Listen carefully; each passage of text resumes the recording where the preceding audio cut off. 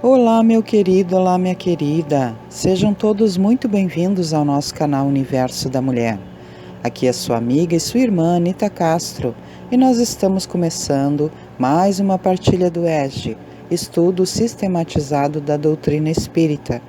Hoje nós vamos ver a aula de número 33 do tomo 2, a nossa última aula deste tomo.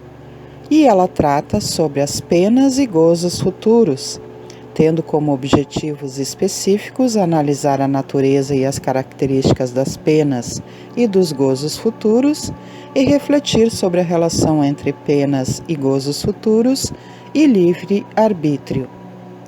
Como sempre, lhes convido para que vocês possam então estar aqui curtindo esse material que nós estamos partilhando e também que vocês partilhem com aquelas pessoas que vocês sabem que gostam de assuntos espíritas. Porque, como vocês sabem, o algoritmo do YouTube entende que esse material é importante para nós quando nós curtimos e então partilha com outras pessoas.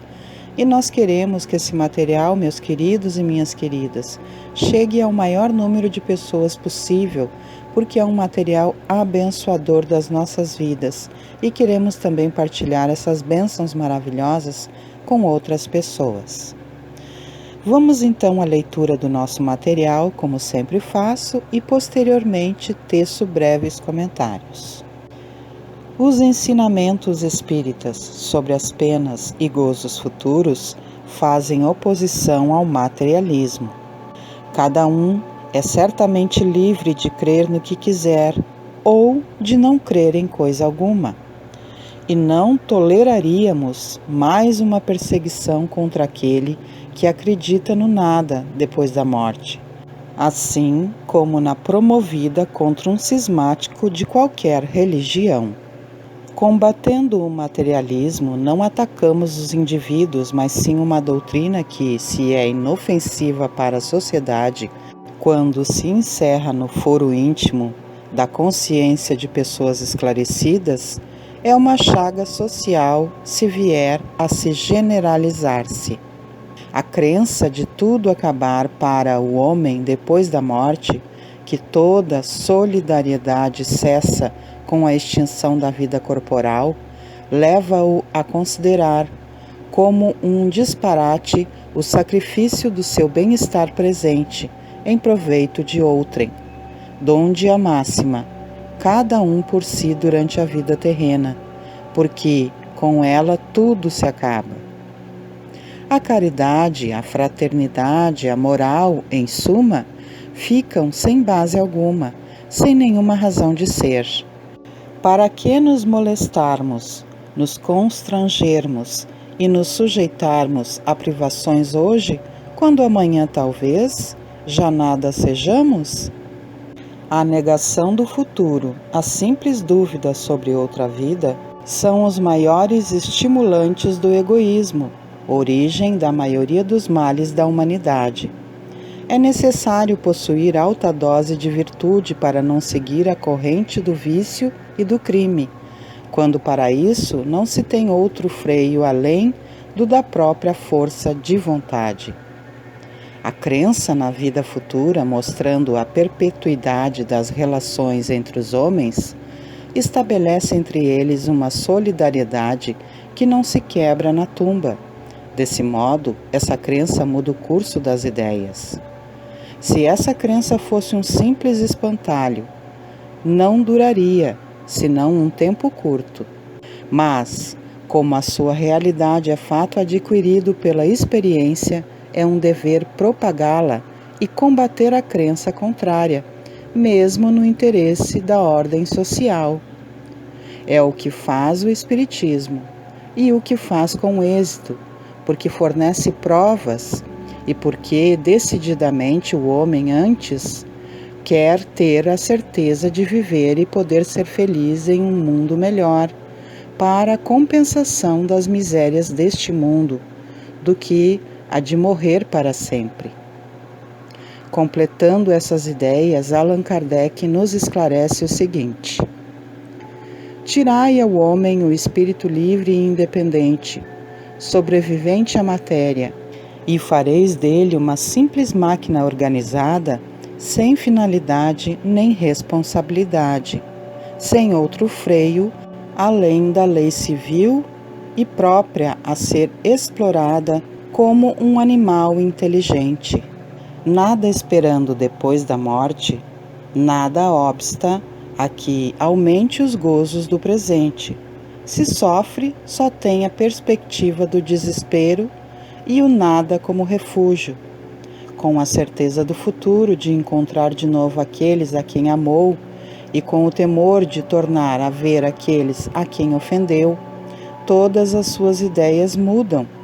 O Espiritismo, ainda que só fizesse forrar o homem a dúvida relativamente à vida futura, teria feito mais pelo seu aperfeiçoamento moral do que todas as leis disciplinares, que o detêm algumas vezes, mas que o não transformam.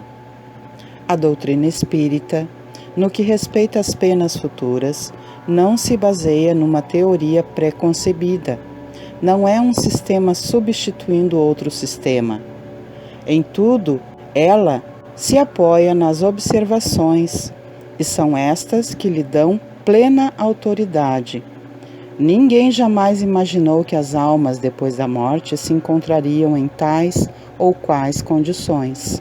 São elas, essas mesmas almas partidas da terra, que nos vêm hoje iniciar nos mistérios da vida futura, descrever-nos sua situação feliz ou desgraçada, as impressões, a transformação pela morte do corpo, completando em uma palavra os ensinamentos do Cristo sobre este ponto. Preciso é afirmar que se não trata, neste caso, das revelações de um só espírito, o qual poderia ver as coisas do seu ponto de vista, sob um só aspecto, ainda dominado por terrenos prejuízos. Tampouco se trata de uma revelação feita exclusivamente a um indivíduo que pudesse deixar-se levar pelas aparências ou de uma visão estática suscetível de ilusões, e não passando muitas vezes de reflexo de uma imaginação exaltada.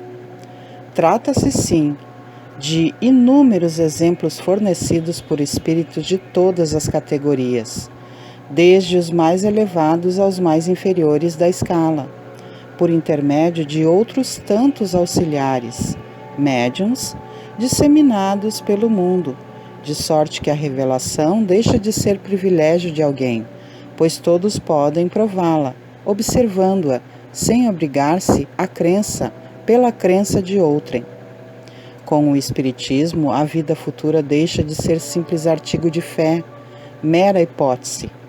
Torna-se uma realidade material, que os fatos demonstram, porquanto são testemunhas oculares, os que a descrevem nas suas fases todas e em todas as suas peripécias, e de tal sorte que, além de impossibilitarem qualquer dúvida a esse propósito, facultam a mais vulgar inteligência a possibilidade de imaginá-la sob seu verdadeiro aspecto, como toda a gente imagina um país cuja pormenorizada descrição leia. Ora, a descrição da vida futura é tão circunstanciadamente feita, são tão racionais as condições, ditosas ou infortunadas da existência dos que lá se encontram, quais eles próprios pintam, que cada um aqui, a seu grado, reconhece e declara a si mesmo que não pode ser de outra forma, porquanto, assim sendo, patente fica a verdadeira justiça de Deus. É importante também considerar que todos nós trazemos desde o nascimento o sentimento instintivo da vida futura, porque antes de encarnar o espírito conhecia todas essas coisas e a alma conserva vaga lembrança do que sabe e do que viu no estado espiritual, independentemente do materialismo reinante no mundo. Em todos os tempos, o homem se preocupou com o seu futuro para lá do túmulo, e isso é muito natural. Qualquer que seja a importância que ligue à vida presente, não pode ele furtar-se a considerar quanto essa vida é curta e, sobretudo, precária, pois que, a cada instante, está sujeita a interromper-se, nenhuma certeza lhe sendo permitida acerca do dia seguinte. Que será dele após o instante fatal? Questão grave esta, porquanto não se trata de alguns anos apenas, mas da eternidade. Aquele que tem de passar longo tempo em país estrangeiro se preocupa com a situação em que lá se achará.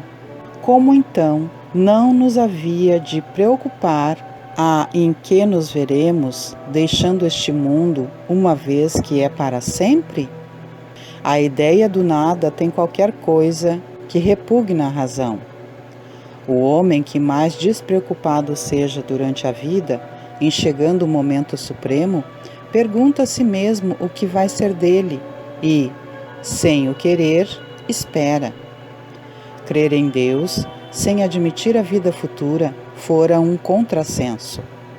Sentimento de uma existência melhor reside no foro íntimo de todos os homens, e não é possível que Deus aí o tenha colocado em vão. A vida futura implica a conservação da nossa individualidade após a morte. Com efeito, que nos importaria sobreviver ao corpo se a nossa essência moral houvesse de perder-se no oceano do infinito? As consequências para nós seriam as mesmas que se tivéssemos de nos sumir no nada.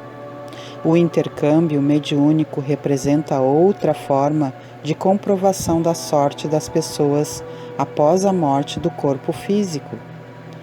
Pelas relações que hoje pode estabelecer com aqueles que deixaram a Terra, possui o homem não só a prova material da existência e da individualidade da alma, como também compreende a solidariedade que liga os vivos aos mortos deste mundo e os deste mundo aos dos outros planetas. Conhece a situação deles no mundo dos espíritos, acompanha-os em suas migrações, aprecia-lhes as alegrias e as penas, sabe a razão por que são felizes ou infelizes, e a sorte que lhes está reservada, conforme o bem ou o mal que fizerem. Essas relações iniciam o homem na vida futura, que ele pode observar em todas as suas fases, em todas as suas peripécias. O futuro já não é uma vaga esperança, é um fato positivo, uma certeza matemática. Desde então, a morte nada mais tem de aterrador, por lhe ser a libertação, a porta da verdadeira vida.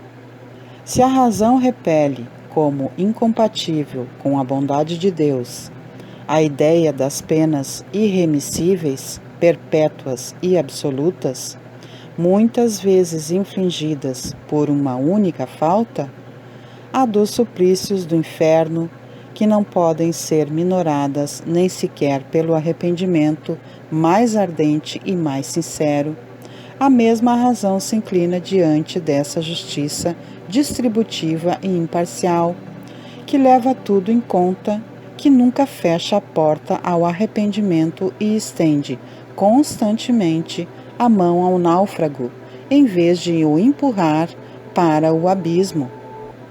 As penas e recompensas estão necessariamente relacionadas ao uso do livre-arbítrio, uma vez que a responsabilidade dos nossos atos é a consequência da realidade da vida futura. Dizem-nos a razão e a justiça que na partilha da felicidade a que todos aspiram não podem estar confundidos os bons e os maus. Não é possível que Deus queira que uns gozem sem trabalho de bens que outros só alcançam com esforço e perseverança. A ideia é que, mediante a sabedoria de suas leis, Deus nos dá de sua justiça e de sua bondade, não nos permite acreditar que o justo e o mal estejam na mesma categoria a seus olhos, nem duvidar de que recebam, algum dia, a recompensa, o castigo o outro, pelo bem ou pelo mal que tenham feito. Por isso é que o sentimento inato que temos da justiça nos dá a intuição das penas e recompensas futuras. Pelo estudo da situação dos espíritos, o homem sabe que a felicidade e a desdita na vida espiritual são inerentes ao grau de perfeição e de imperfeição que cada qual sofre as consequências diretas e naturais de suas faltas ou por outra que é punido no que pecou. Que essas consequências duram tanto tempo quanto a causa que as produziu, que, por conseguinte, o culpado sofreria eternamente se persistisse no mal, mas que o sofrimento cessa com o arrependimento e a reparação. Ora, como depende de cada um o seu aperfeiçoamento, todos podem, em virtude do livre-arbítrio, prolongar ou abreviar seus sofrimentos, como o doente sofre pelos seus excessos, enquanto não lhes põe termo. A natureza das penas e dos gozos futuros guarda relação com o grau de evolução do espírito e com as ações por ele desenvolvidas. Assim, a felicidade dos bons espíritos consiste em conhecerem todas as coisas, em não sentirem ódio, nem ciúme, nem inveja, nem ambição, nem qualquer das paixões que ocasionam a desgraça dos homens. O amor que os une lhes é fonte de suprema felicidade.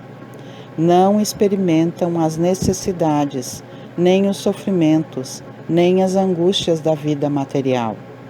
São felizes pelo bem que o fazem. Contudo, a felicidade dos espíritos é proporcional à elevação de cada um. Somente os puros espíritos gozam, é exato, da felicidade suprema, mas nem todos os outros são infelizes. Entre os maus e os perfeitos há uma infinidade de graus em que os gozos são relativos ao estado moral.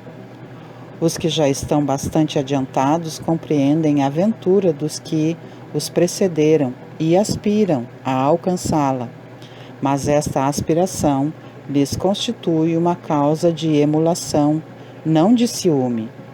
Sabem que deles depende o consegui-la, e para a conseguirem trabalham, porém com a calma da consciência tranquila, e ditosos se consideram por não terem que sofrer o que sofrem os maus.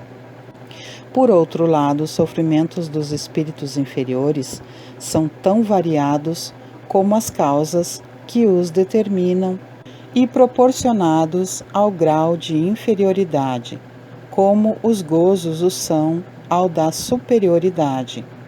Podem resumir-se assim: invejarem o que lhes falta para ser felizes e não obterem, verem a felicidade e não na poderem alcançar, pesar, ciúme, raiva, desespero, motivados pelo que os impede de ser ditosos, remorsos, ansiedade moral indefinível. Desejam todos os gozos e não os podem satisfazer. Eis o que os tortura. Das penas e gozos da alma após a morte, forma o homem ideia mais ou menos elevada conforme o estado de sua inteligência. Quanto mais ele se desenvolve, tanto mais essa ideia se apura e se escoima da matéria. Compreende as coisas de um ponto de vista mais racional, deixando de tomar ao pé da letra as imagens de uma linguagem figurada, ensinando-nos que a alma é um ser todo espiritual. A razão mais esclarecida nos diz, por isso mesmo, que ela não pode ser atingida pelas impressões que apenas sobre a matéria atuam. Não se segue, porém, daí que esteja isenta de sofrimentos, nem que não receba o castigo de suas faltas. As comunicações espíritas tiveram como resultado mostrar o estado futuro da alma, não mais em teoria, porém na realidade. Põem-nos diante dos olhos todas as peripécias da vida de além-túmulo. Ao mesmo tempo, entretanto, nolas mostram como consequências perfeitamente lógicas da vida terrestre. E embora despojadas do aparato fantástico que a imaginação dos homens criou, não são menos pessoais para os que fizeram mau uso das suas faculdades. Infinita é a variedade dessas consequências, mas em tese geral pode-se dizer: cada um é punido por aquilo em que pecou. Assim é que uns o são pela visão incessante do mal que fizeram, outros pelo pesar, pelo temor, pela vergonha, pela dúvida, pelo insulamento, pelas trevas, pela separação dos entes que lhes são caros e etc. E assim encerramos o nosso estudo do tomo 2, meus queridos. E vamos ainda, então, comentar um pouquinho sobre essa aula maravilhosa que nós vimos, não é? Sobre as penas e gozos futuros.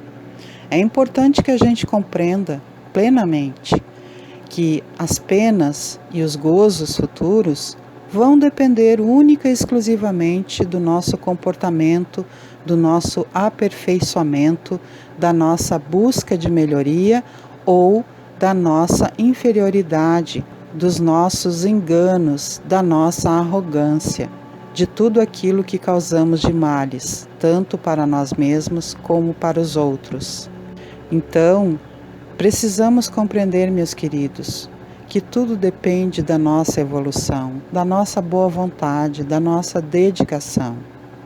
Tudo aquilo que vamos receber na vida futura, porque, como nós sabemos, a morte é apenas uma passagem do corpo físico para o retorno à vida espiritual, vai depender de nós mesmos.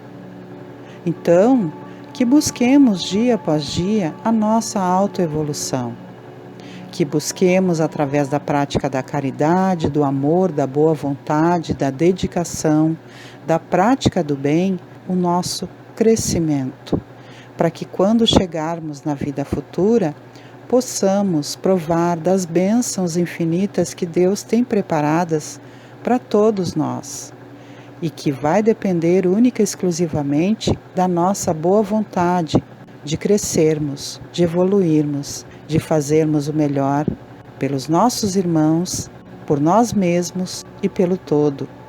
Porque quando cumprimos as leis de Deus, através do amor e do bem, estaremos fazendo bem não somente a nós, mas a todos e a tudo que nos rodeia. Que possamos refletir com intensidade, com boa vontade, procurando praticar o bem em nossa vida diária, o amor de Deus, Pai Todo-Poderoso, da espiritualidade superior que sempre anda ao nosso lado. E que possamos, então, trazer essa prática diária para a nossa vida. Assim vamos encerrando a nossa aula de hoje, vamos encerrando também o tomo 2, e que a graça divina de Deus Pai Todo-Poderoso, Jesus Cristo, Maria Santíssima, nossa Mãezinha, e dos nossos amados benfeitores esteja sempre conosco, sendo que nós sejamos gratos, solícitos, dedicados e amorosos para sermos sempre dignos desse amor infinito que, independente das nossas debilidades, nunca nos deixa sós. Recordando ainda, meus queridos, que todas as segundas-feiras às 19 horas nós temos aqui o estudo sistematizado da doutrina espírita, o ESG. Todas as terças-feiras às 19 horas nós temos a nova série Rebordando Linhas Ancestrais. Todas as quartas-feiras às 21 horas nós temos a partilha do Evangelho no Lar. Todas as quintas-feiras, às 18h30, nós temos o estudo da obra de André Luiz. E todas as sextas-feiras, nós temos às 18 horas, a partir do momento do passe, a partilha do passe, que nos vem da espiritualidade superior. Assim sendo, meus queridos, me despeço de todos, deixando um grande beijo em seus corações e desejando que haja sempre nos nossos caminhos muita paz e harmonia. Tchau, tchau, meus queridos e minhas queridas. Excelentes estudos e reflexões a todos nós.